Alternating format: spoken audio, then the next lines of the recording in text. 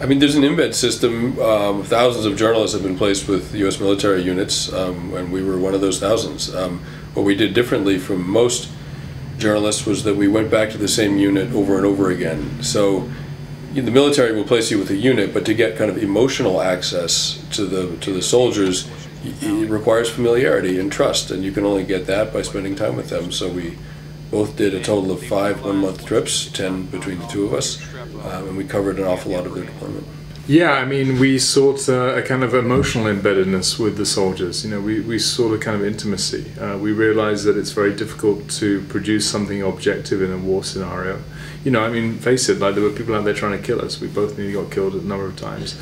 And I think it's very hard for anybody to say you can claim any objectivity when reporting on those things. I mean, there's a misconception that it's adrenaline that men go back to war for, and society has a hard time understanding that, because really men go back to war for a sense of significance and meaning and brotherhood, and that's what keeps people like the platoon you see together.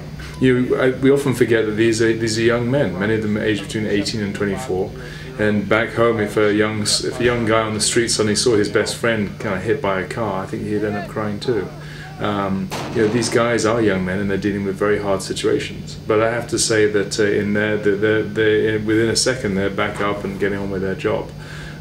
So you know, they deal with the tragedies and they don't come home, and not many of them don't come home and tell their girlfriends or their wives what happens there. And yet those loved ones back home, you know, want to know what's going on.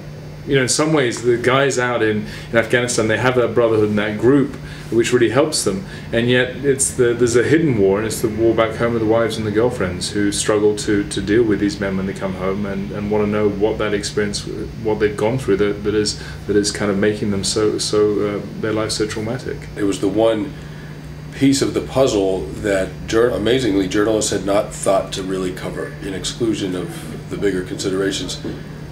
You know, soldiers, they're fighting for us. In their mind, that's what they're doing. They're fighting for us, including people that they know don't want them there. They understand that.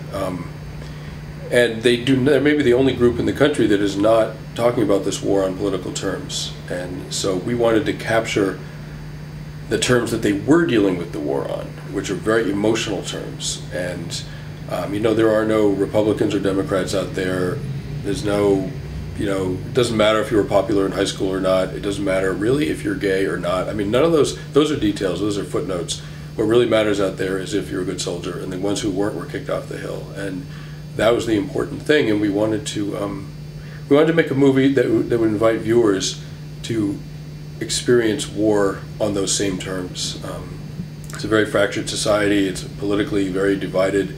Amazingly, the soldiers are not politically divided, and I think they sort of serve as an example for the rest of us about how ideally we could all relate to each other.